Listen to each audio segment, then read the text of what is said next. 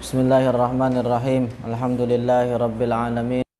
Allahu wasallam ala sayyidina Muhammadin asyrafil mursalin wa ala alihi wa sahabatihi thayyibin at-tahirin. Allahumma la sahla illa ma ja'altahu sahla wa anta taj'alul hazna idza syi'ta sahla. Allahumma 'allimna ma yanfa'una wanfa'na bima 'allamtana wa zidna 'ilma wa na'udzubika min hali ahlin nar. Allahumma rizukna al-ikhlasa fin niyyati wal qawli wal amal. Sebelum lanjut pelajaran, ada satu nasihat penting sebagai pengingat kepada diri kita semua, bahwa semestinya bagi seseorang yang mencari kebahagiaan di akhirat, bagi setiap orang yang menginginkan kebahagiaan di akhirat, hendaknya menjadikan hari ini itu lebih baik daripada kemarin. Dalam artian, hendaknya dia senantiasa kontinuitas mencari tambahan akan setiap kebaikan-kebaikan atau setiap perbuatan amal soleh, senantiasa bersabar di dalam melawan hawa nafsu, senantiasa memaksakan dirinya untuk senantiasa melakukan perbuatan taat, karena sesungguhnya sabar di dalam melakukan perbuatan taat itu lebih mudah daripada bersabar atas siksaan Allah Ta'ala. Ini makna perkataan para ulama bahwa ta'abbul abdani fit ta'ati roha. Ketika diri kita capek dalam melakukan berbagai ketaatan, pada hakikatnya itu adalah roha, istirahat bagi kita. Dalam artian istirahat kelak di akhirat dari siksaan-siksaan Allah. Di dunia kita sabar melakukan berbagai macam ketaatan, harus sabar, karena ini akan menjadi istirahat bagi kita kelak akhirat. Kemudian di antara perkara yang bisa menolong seseorang untuk senantiasa bertawakal kepada Allah, menyerahkan setiap perkara, setiap urusannya kepada Allah, adalah memperbanyak taat dan memperbanyak khusyuk. Artinya dihadirkan di dalam diri kita senantiasa rasa takut terhadap Allah. Kemudian bahwa Allah Subhanahu wa Ta'ala itu mencintai para hambanya yang mukmin, yang bertakwa. Mukmin yang bertakwa, mereka yang kontinuitas melakukan ketaatan, senantiasa istiqomah di dalam melakukan kebaikan. Ini semua dilandasi dengan niat yang ikhlas. Nah, kelak orang-orang yang seperti ini di akhirat Allah khususkan mereka dengan kenikmatan-kenikmatan yang tidak diraih oleh yang lainnya. Orang-orang mukmin yang bertakwa senantiasa menjalankan setiap perkara yang Allah wajibkan, baik secara keilmuan atau secara amaliyah. Mereka meninggalkan perkara-perkara yang diharamkan.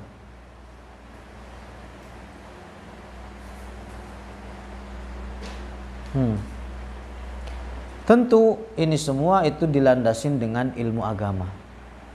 Orang bagaimana cara mengetahui hal-hal yang diwajibkan, hal-hal yang diharamkan adalah dengan didasari adalah dengan mempelajari ilmu agama. Agar orang bisa melakukan salat 5 waktu dengan sebenarnya, agar orang bisa melakukan puasa Ramadan dengan sebenarnya, dan hal-hal yang lain yang merupakan kewajiban-kewajiban, itu semua adalah tentu harus didasari dengan ilmu agama.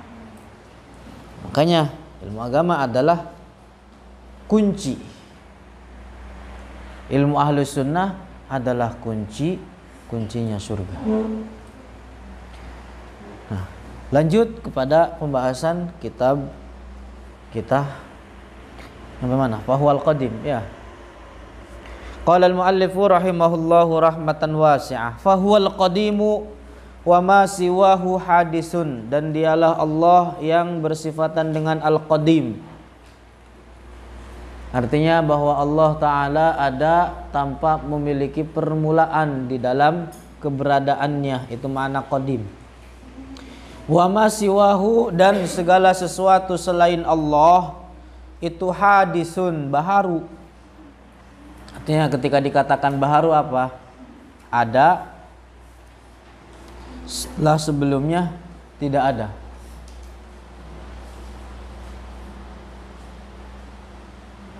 Wa huwal khaliqu wa ma makhlukun, dan dialah Allah yang al-khaliq, maha pencipta. Wa ma siwahu makhlukun, dan segala sesuatu selain Allah itu makhluk. Artinya makhluk apa? Ketika dikatakan makhluk, memiliki permulaan. Memiliki permulaan.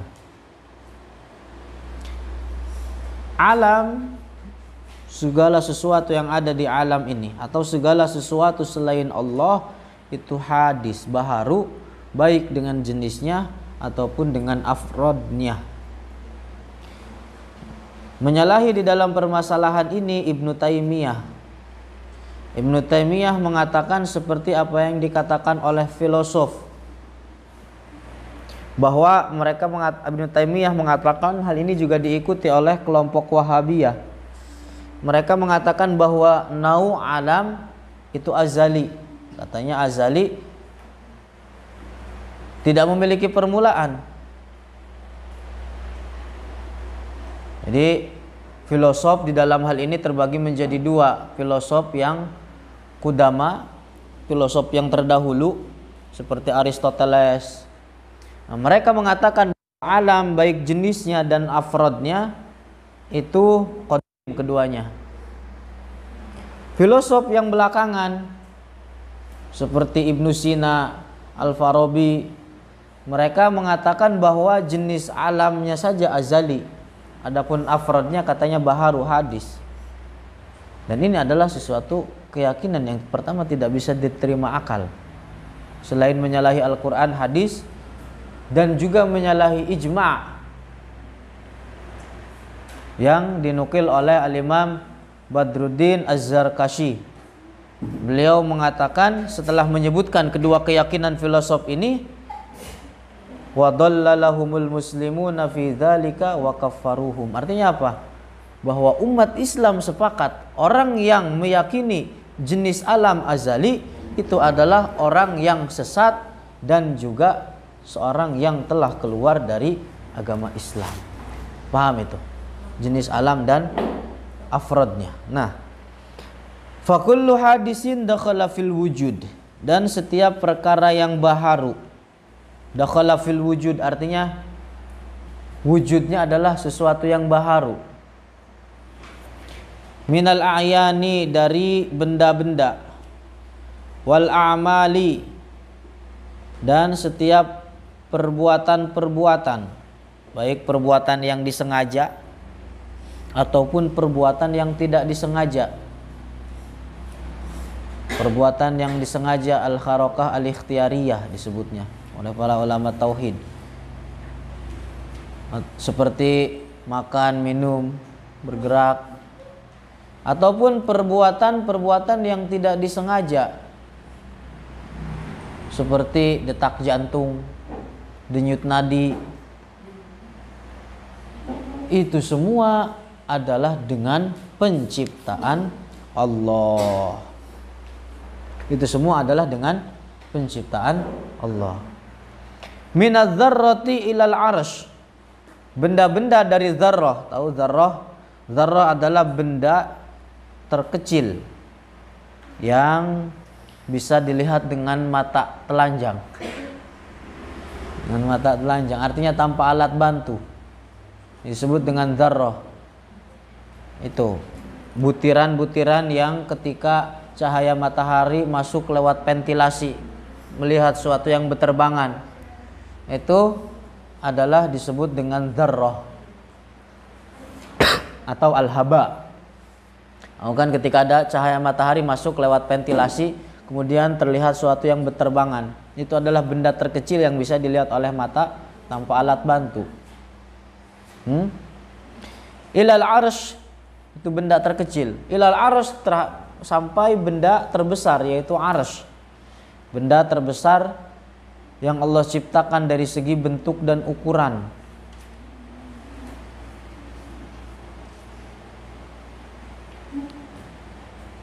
Sebagaimana kita ketahui bahwa Allah menciptakan arsy, tujuannya adalah untuk menampakkan akan kekuasaannya, bukan untuk menjadikan tempat bagi zatnya. Dimana perkataan Imam Ali, innallaha khalaqal arsya izharan liqudratihi wa lam yattahidhu makanan lidzatihi. Wa min kulli harakatin lil ibadi, dan setiap perbuatan-perbuatan yang disengaja, seperti gerakan manusia, gerakan hamba, wasukunin, dan diamnya, itu kan perbuatan yang zahir, yang nampak, bisa dilihat. Orang diam bisa dilihat, orang bergerak bisa, itu namanya al-amalul zahirah. Wan nawaya wal khawatir, dan perbuatan-perbuatan batin seperti niat letaknya di dalam hati. Wal khawatir adalah lintasan-lintasan yang datang kepada benak pikiran seseorang tanpa ada keinginan dari dia. Fahuwa bi khalqillah, itu semua adalah dengan penciptaan Allah. Lam yakhluqhu ahadun siwallah, tidak ada yang menciptakan sesuatu apapun selain Allah.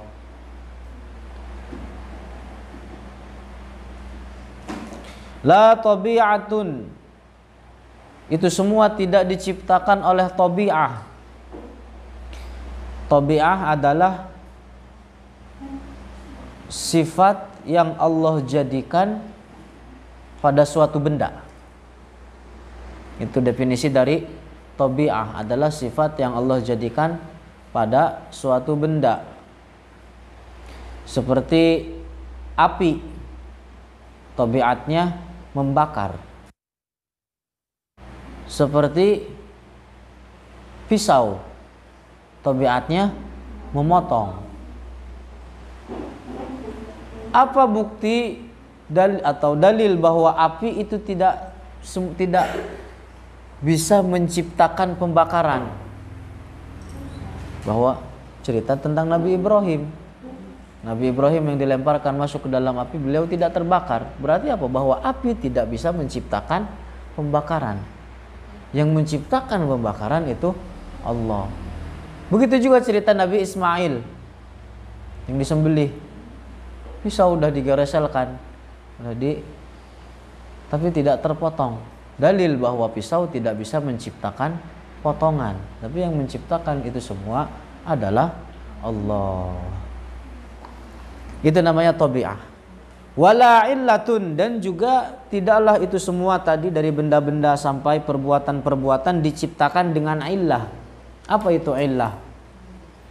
Illah adalah sesuatu yang adanya ma'lul, sesuatu yang ada ketika ma'lulnya ada, sesuatu yang tiada ketika ma'lulnya tiada. Contohnya, seperti orang kalau misalkan memakai cincin. Ketika tangannya digerakkan, berarti cincin ikut bergerak.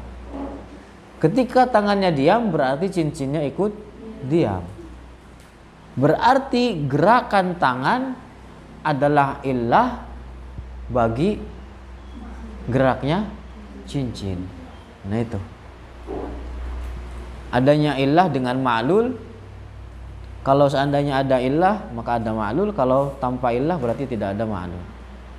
Paham itu?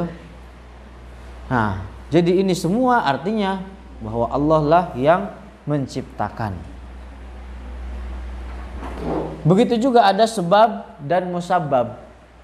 Sebab dan musabbab. Ada sebab, ada musabbab. Contohnya orang lapar, kemudian makan. Makan ini adalah sebab untuk sampai kepada musabbab, yaitu kenyang. Paham? Orang lapar, makan, ngambil sebab. Makan itu adalah sebab untuk sampai kepada musabbab, yaitu kenyang. Tapi ada orang yang terkadang makan terus tapi tidak kenyang-kenyang. Paham?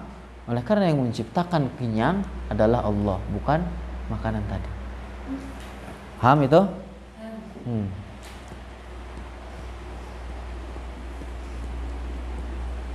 Bal dukhuluhu fil wujud. Itu semua, baik dari benda terkecil sampai benda terbesar, perbuatan yang nampak dan yang tidak nampak, adalah ada bimasyiatillah, dengan masyiah, kehendaknya Allah, wa qudratihi, dan kudrahnya Allah, bitakdirihi, dengan takdirnya Allah, wa ilmihi, dengan ilmunya Allah, al-azali, yang azali, ada tanpa memiliki permulaan. Liqaulillahi ta'ala wa khalaqa kulla syai'. Dalilnya dari Al-Quran, firman Allah, wa khalaqa kulla syai'. Wa khalaqa, dan Allah menciptakan kulla syai', segala sesuatu, baik dari benda terkecil sampai benda terbesar. Perbuatan hamba yang nampak, perbuatan hamba yang tersembunyi, itu adalah semua terjadi dengan penciptaan Allah. Kulla syai' di dalam ayat tersebut mencakup segala sesuatu. Mencakup segala sesuatu. Ai ahdatsahu minal adami ilal wujud. Artinya apa? Bahwa Allah lah yang menciptakan itu semua, minal adami, dari tiada, ilal wujud, menjadi ada.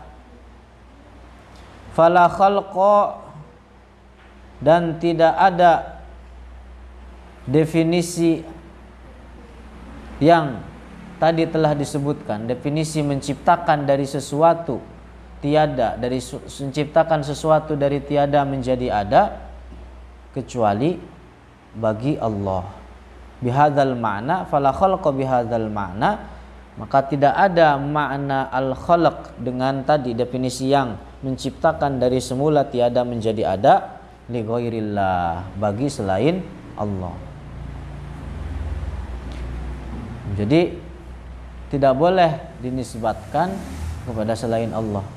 Makanya asma Allah atau diantara nama-nama Allah Al-Khaliq itu tidak boleh dinisbatkan kepada makhluk. Paham itu? Jadi kalau ada namanya Abdul Khaliq, nggak boleh dipanggil Khaliq toh, gitu. Paham itu? Misalkan namanya ada Abdul Khaliq, nggak boleh dipanggil Mang Khaliq misalkan, nggak boleh. Karena tadi adalah bahwa Al-Khaliq merupakan nama yang khusus bagi Allah. Begitu juga Ar-Rahman. Ar-Rahman, misalkan ada nama orang namanya Abdul Rahman, nggak boleh dipanggil Rahman. Ya, dipanggilnya Abdur Rahman. Karena Ar-Rahman adalah tadi nama yang khusus bagi Allah. Ada nama-nama yang khusus bagi Allah. Hal min, wa qala ta'ala hal min khaliqin ghairullah. Artinya apa? Bahwa tidak ada pencipta, artinya pencipta yang menciptakan semula tiada menjadi ada, kecuali Allah. Di dalam permasalahan ini menyalahi orang-orang Mu'tazilah. Dalam permasalahan ini menyalahi orang-orang Mu'tazilah diikuti kelompok di zaman sekarang namanya Hizbut Tahrir. Nama kelompoknya Hizbut Tahrir, HTI. Mereka mengatakan bahwa hamba itu bisa menciptakan perbuatannya yang disengaja. Katanya apa? Orang Mu'tazilah, orang Hizbut Tahrir mengatakan bahwa hamba bisa menciptakan perbuatannya yang disengaja. Berarti dengan demikian mereka secara tidak langsung menisbatkan adanya sekutu bagi Allah di dalam penciptaan. Paham itu? Makanya pada sini umat Islam sepakat bahwa ini adalah merupakan keyakinan kufur. Paham itu? Qala an-Nasafiyyu, telah berkata Al-Imam An-Nasafi, Abu Hafsin Umar An-Nasafi, di dalam kitabnya yang masyhur dengan Al-Aqidah An-Nasafiyah. Beliau mengatakan yang maknanya, di sini muallif menukil makna dari apa yang dituliskan oleh An-Nasafi, bukan secara letterlek dipindahkan ke kitab ini, tapi dinukil secara makna. Apa beliau mengatakan, fa idza daraba insanun zujajan, ketika seorang manusia memukul kaca, bihajarin dengan batu, fakasarahu, kemudian kaca tersebut menjadi pecah, faddarbu, maka pukulan, artinya perbuatan hamba dengan batu yang dia lemparkan terhadap kaca, kemudian terkadang kacanya pecah, terkadang kacanya bisa tidak pecah, itu namanya ad-darb, perbuatan hamba dengan perantara batu. Wal kasru, kemudian apa? Perbuatan hamba yang dia kerjakan terhadap kaca tersebut dengan cara melemparkan batu, itu namanya wal kasr.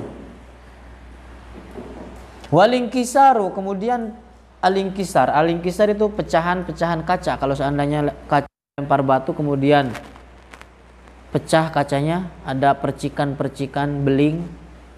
Bahasa Indonesianya beling. Percikan-percikan kaca begitu, pecahan kaca. Itu semua apa? Bi khalqillahi ta'ala, adalah dengan penciptaan Allah Ta'ala. Falaisa lil abdi illal kasbu, dan tidaklah seorang hamba kecuali hanya berkasab, berusaha. Artinya berusaha mengerahkan kehendaknya terhadap suatu perbuatan, itu namanya kasab. Adapun yang menciptakan itu Allah. Qala ta'ala laha ma kasabat wa 'alaiha maktasabat. Laha ma kasabat artinya apa? Bahwa setiap diri itu akan mendapatkan balasan kebaikan dari setiap amal baik yang dikerjakan. Wa 'alaiha maktasabat, dan juga setiap diri, setiap nafs itu akan mendapatkan sesuatu yang yang tidak baik, yang buruk atas perbuatan jelek yang telah dikerjakan. Jadi hamba itu disifati dengan sifat al-kasb, bukan al-khalq. Adapun al-khalqu itu hanya dinisbatkan kepada Allah. Makanya terus wa kalamuhu qadimun kasairi sifatihi. Kemudian sifat kalam Allah itu sebagaimana sifat-sifatnya yang lain, azali, abadi, qadim. Artinya apa? Tanpa memiliki permulaan. Sifat kalam Allah qadim, tanpa memiliki permulaan, bukan huruf, bukan suara, bukan bahasa. Sifat kalam Allah qadimun kasairi sifatihi, sebagaimana sifat-sifatnya yang lain. sifat al-hayat, sifat al-ilm, al-qudrah, as-sama, al-basar, semuanya adalah sifat-sifat yang azali, yang qadim, ada tanpa memiliki permulaan. Jadi dari sini kita ketahui bahwa sifat kalam Allah bukan huruf, bukan suara, bukan bahasa. Karena huruf, karena suara, karena bahasa adalah sesuatu yang baharu, memiliki permulaan. Adapun Al-Quran, kita katakan terhadap Al-Quran bahwa adalah kalamullah. Itu memiliki dua pemaknaan. Al-Quran sebagai kalamullah itu memiliki dua pemaknaan. Yang pertama bermakna al-kalamuz zati, yang merupakan sifat Allah. Tentu ini bukan huruf, bukan suara, bukan bahasa.